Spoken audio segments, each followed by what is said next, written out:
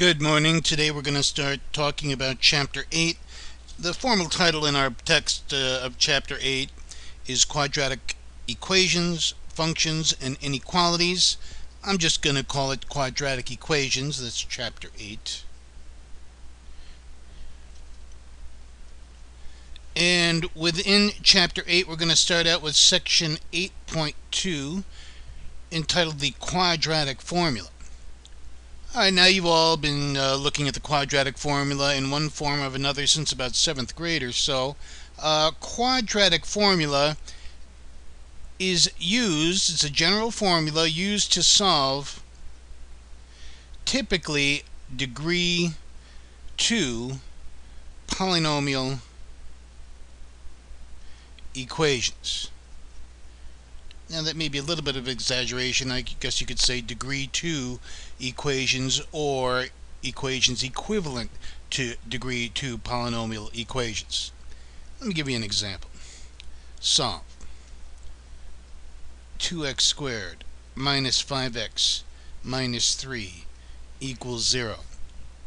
Alright, I claim this is a degree 2 polynomial equation. It is an equation which is defined by a degree 2 polynomial expression.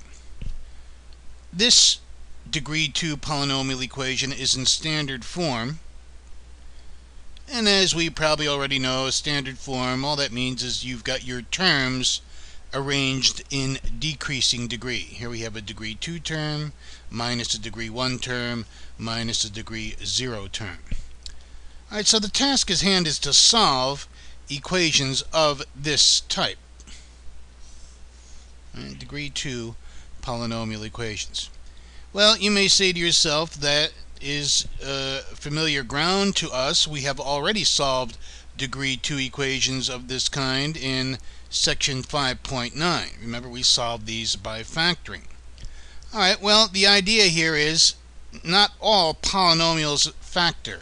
There are many degree 2 polynomials that will not factor, that are prime. So if you're face to face with a polynomial that does not factor, you're not going to be able to solve it by factoring, so we need a more powerful tool, hence the quadratic formula. Alright, the quadratic formula says something. Quadratic formula. I often ask students to state the quadratic formula, and they'll be able to state half of it characteristically, but they forget about the beginning part. Now, the quadratic formula is essentially an if-then statement. If you have a degree 2 polynomial in standard form, in other words, if ax squared plus bx plus c equals 0, then you can write your solutions for x according to this following formula. And this is the part that students usually quote: minus b plus or minus the square root of b squared minus 4ac over 2a. Alright, now I'm not going to derive this formula online. Clearly you've seen it before, so if you're interested in the derivation of this formula, it's in the textbook in section 8.2. It's not too bad. It takes about a half a page if you're interested.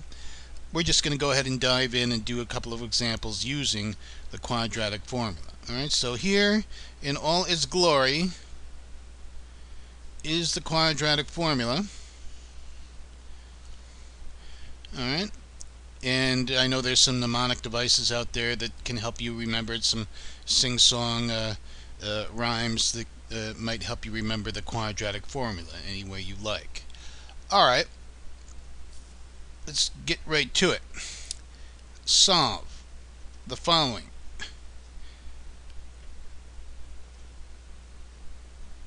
Degree 2 polynomial equation. 2x squared minus 5x minus 3 equals 0. Well, let me do two ways. I'm going to solve by factoring.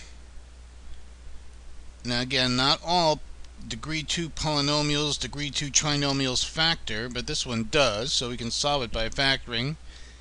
And I'm going to see if we get the same solution by using the quadratic formula on the right hand side of the screen. Okay? Alright, solve by factoring. Alright, I think we can easily factor this. It's already in standard form, so I think we can easily factor.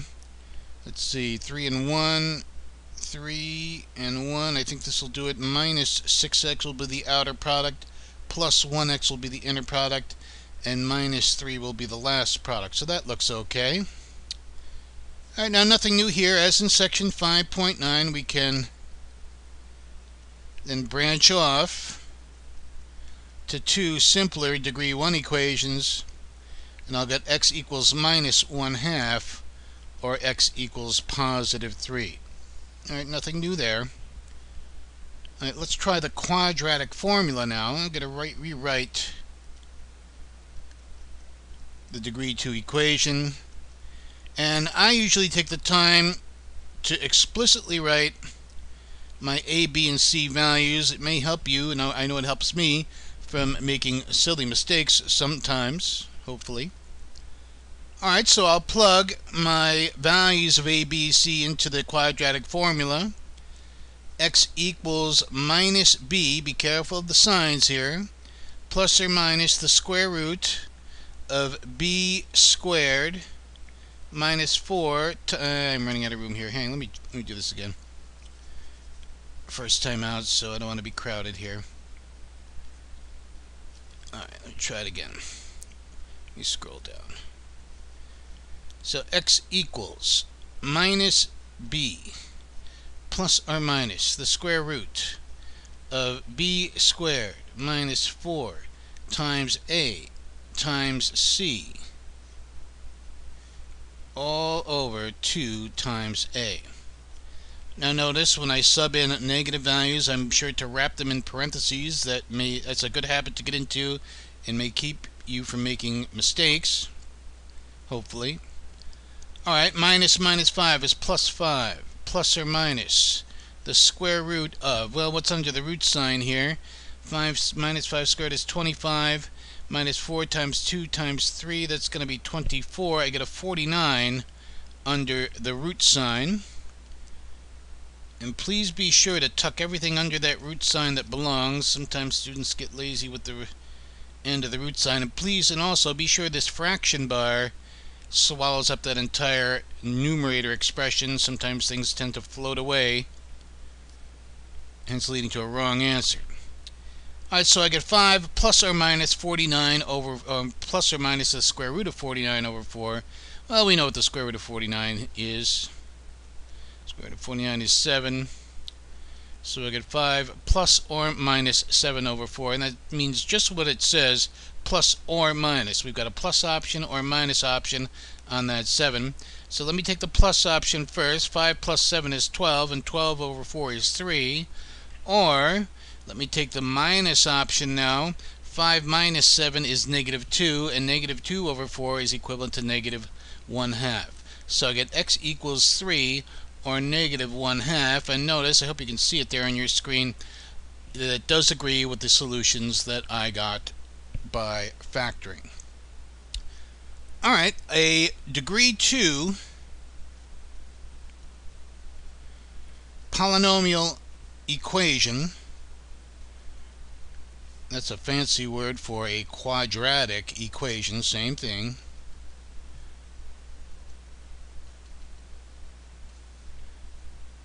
Right, has at most 2 real solutions. Alright, so degree 2 equation, we could have at most. There could be 1, there could be none, as we'll see in some of the later examples, but at most you can have 2. In our first example, we had a degree 2 equation with 2 real solutions. We're not going to talk about imaginary numbers in this course. We leave that for a pre-calculus level and above. Alright. I've already touched on this point. Let me write it down. If we can solve degree 2 equations by factoring, why use the quadratic formula? Not always, but in some cases it could be more cumbersome to solve with a quadratic formula. It depends on the problem. And of course the answer here is some polynomials are prime. And if they're prime, that means they don't factor. And if they don't factor, you cannot solve equations of that type by factoring. Let me give you an example of such an animal here. Solve 2x squared equals minus 4x minus 1. This is a degree 2 polynomial equation. Alright, let me get it in standard form. And to use the quadratic formula, or even to factor, you almost always have to put it in standard form. So I'm going to arrange my terms in decreasing degree, and typically you've got a degree 2 term plus a degree 1 term plus a degree 0 term equaling 0. Alright, I'll save you the trouble. This does not factor. This is a prime polynomial, so factoring just isn't going to work here. If we want to solve it, we're going to have to use the quadratic formula then. A equals 2, B equals positive 4, and C equals positive 1. So I'll go ahead and sub into the quadratic formula. X equals minus B plus or minus the square root of B squared minus 4 times A times C. Make sure this root sign swallows up that entire difference. Divided by, make sure this fraction bar swallows up that entire numerator. Divided by 2a, 2 times 2. Alright, so now my goal is to evaluate these solutions. X equals then minus 4 plus or minus, what's under the root sign? 16 minus 8 gives me an 8 under the root sign, right? Divided by 4. Alright, now we don't stop here. We must always get a completely simplified answer. And of course, I see some things I can simplify here. No, we cannot cancel out the minus the 4, the minus 4 with the 4. Let me stress that. Some students would say this, but no, you cannot cancel out terms of a sum. Okay? Alright, let me erase that mistake and go on from there. Right? So we can't cancel out the 4's. What I can do is simplify the square root of 8. Let me go back to yellow here. X equals minus 4. As we saw from last chapter, the square root of 8 simplifies as 2 square roots of 2. Does it not? Over 4. And no, you can't cancel out the 4's. But what I can see is a factor of 2 in my numerator. So I can explicitly factor out a 2 in the numerator.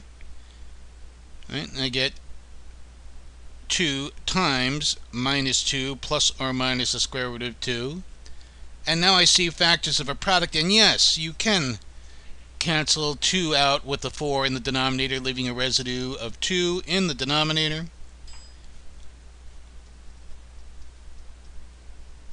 So I would write down my final answer as minus 2 plus or minus the square root of 2 over 2. Let me say that again. X equals minus 2 plus or minus the square root of 2 over 2.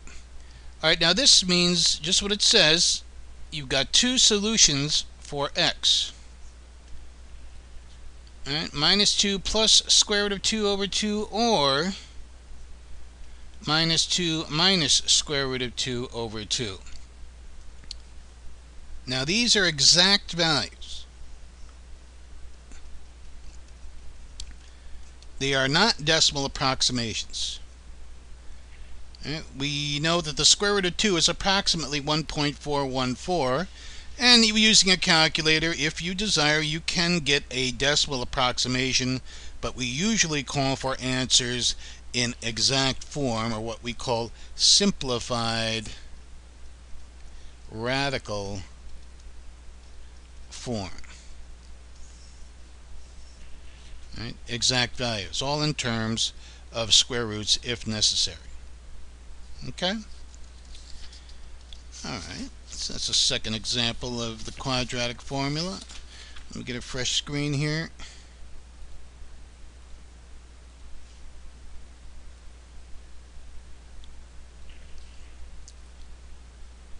Solve.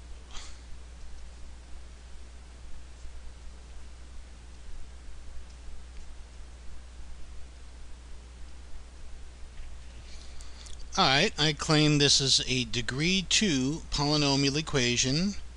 Well, it's got some fractional coefficients, but still it's a degree 2 equation. You got a degree 2 term, a degree 1 term, and a degree 0 term. I suppose the first thing I might want to do is get it in standard form, but even before that, I'm going to get rid of these unpleasant fractions by multiplying both sides by positive 2. I can balance the equation, but if I do something to one side, I can do the same thing to the other side and maintain equality. Well, the beauty of this is, of course, you get rid of the fractions. Right? I get x squared plus 5x on the left equals minus 2 on the right. Alright, and one more step to get it in standard form. I'll get x squared plus 5x plus 2 equals 0. And I've cleaned my equation up pretty well now. I'll note that this polynomial is prime, does not factor. So I'm going to go ahead and use the quadratic formula with a equals 1, b equals 5, and c equals minus 2. And now I'll go ahead and plug those values in for the quadratic formula. Alright, so then x equals minus b plus or minus the square root of b squared minus 4 times a times c. Notice I've wrapped that minus 2 in parentheses so I don't mistake it for subtraction, divided by 2 times a. Alright, so now I'll just simplify this expression and evaluate numerically. X equals minus 5 plus or minus the square root of 25 minus a minus is plus, 2 times 4 is 8. Let's see.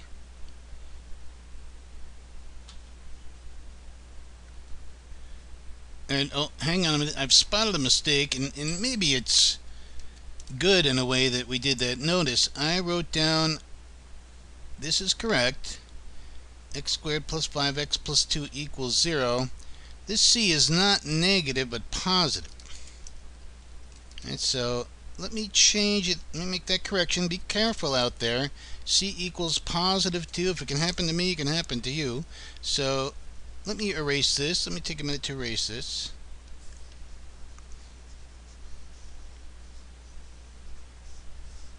Alright, and please make that correction in your notes, and let's try it again. So, x equals minus b plus or minus the square root of b squared minus 4 times a times c, positive 2. Right, I plugged in wrongly a negative 2 there, so please make that correction again. Divided by 2 times a. Hopefully you spotted that mistake before I did. Alright, now we're ready to grind it out. Minus 5 plus or minus the square root of 25 minus 8. I believe that's correct. Divided by 2. So x equals minus 5 plus or minus, so 25 minus 8 is 17 over 2. Alright, I see that 17 contains no perfect square factors. In fact, 17 is a prime number, so the square root of 17 can't be simplified. I see no common factors left to right, so there is my final answer in exact, simplified radical form. Okay, this represents two solutions for x, and of course we can approximate the square root of 17 if we need to, but usually our answers are called for in exact form. Alright, let's try another one. Solve. X squared minus 12x plus 36 equals 0.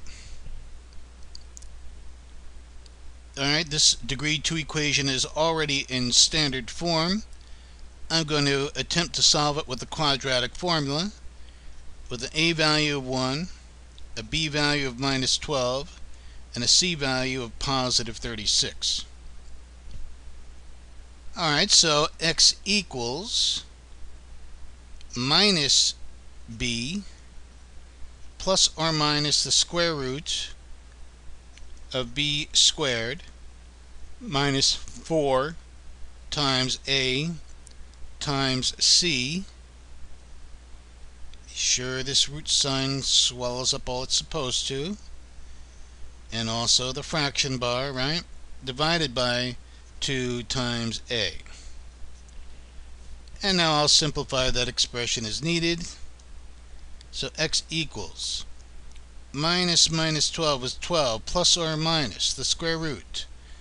Well, minus 12 squared is 144 minus 4 times 36, well, that's also 144 divided by 2.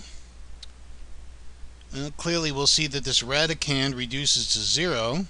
So x equals 12 plus or minus the square root of 0 over 2. As we noted in chapter 7, the square root of 0 is of course 0. So I really reduce to the expression 12 over 2, which is 6. Alright, that's one solution.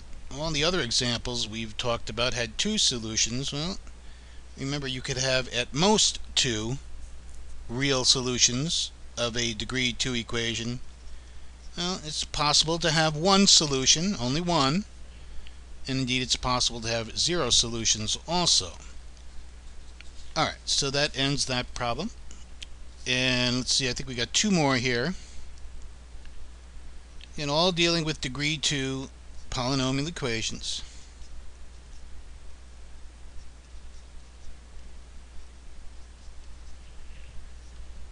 Let's see, solve this equation. 21x equals 14x squared minus 49. Alright, I'm going to get it in standard form first, and the easiest way I think we can do that with the least ink is to subtract 21x from both sides, and then I'll have terms on the right hand side now in decreasing degree. Alright, I suppose I could go ahead and blindly plug in a equals 14, b equals minus 27, it's minus 21, etc. But I'll notice here everything is divisible by 7, is it not? So why not make my life a little easier if I divide both sides, all terms, by 7? Well, on the left hand side, 0 over anything is 0. 14x squared over 7 is 2x squared, minus 21x over 7 is 3x, and of course 49 over 7 is 7. Alright, so I can reduce this to an equivalent equation. 2x squared minus 3x minus 7 equals 0. And now that I can't simplify it any further, I'll plug in these a, b, and c values. A equals 2, b equals minus 3, c equals minus 7. So x equals minus b plus or minus the square root of b squared minus 4 times a times c all over 2 times a. So x equals 3 plus or minus the square root. I'll get 9 plus, let's see, 28. I believe I get 65 in that numerator under that root sign. Yes, under that root sign I'll get 9 Minus minus is plus. 56 is 65, so I end up with a 65 under that root sign and divided by 4 in the denominator. Alright, 65 contains no perfect square factors, so I cannot simplify this root. I see no common factors across numerator and denominator, so I'm going to claim these are my two solutions. 3 plus the square root of 65 over 4, or 3 minus the square root of 65 over 4. These are my two solutions in exact form. And remember, exact form means simplified root form or simplified radical form. In other words, you've simplified the root as much as you can and canceled out any common factors from top to bottom in that fraction. Alright, one more. Let me get a fresh screen just in case.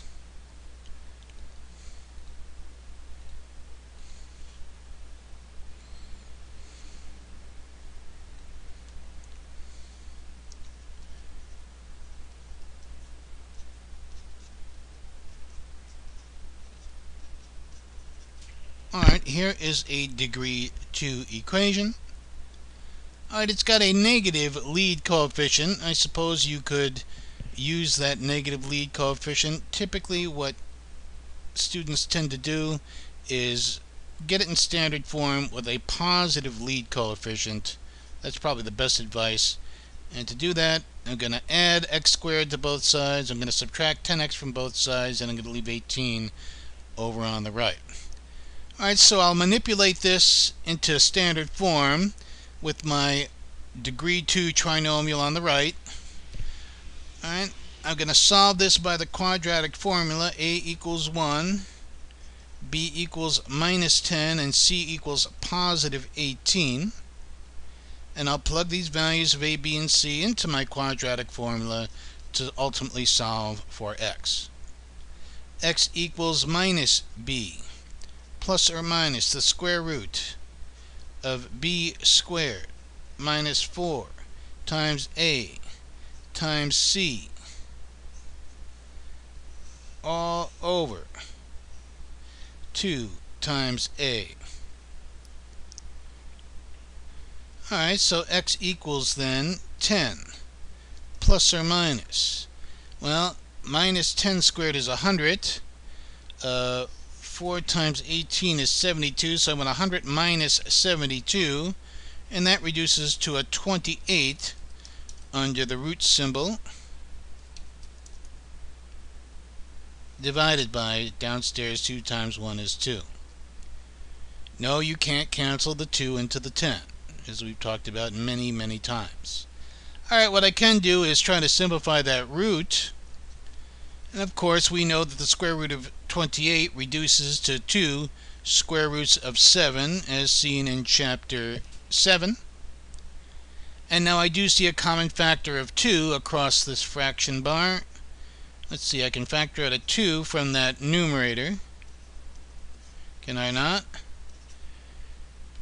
And I see I have a factor of 2 in the denominator. Of course, now that you've got products of factors, you can make this cancellation. Yes, that's fine.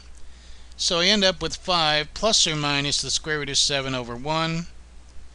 And of course, a divisor of 1 is redundant, so I'd write my final answer as 5 plus or minus the square root of 7. Alright, so here I had two solutions. 5 plus root 7 or 5 minus root 7 for this degree 2 polynomial equation. And that's what quadratic formula is all about, solving degree 2 polynomial equations. Okay?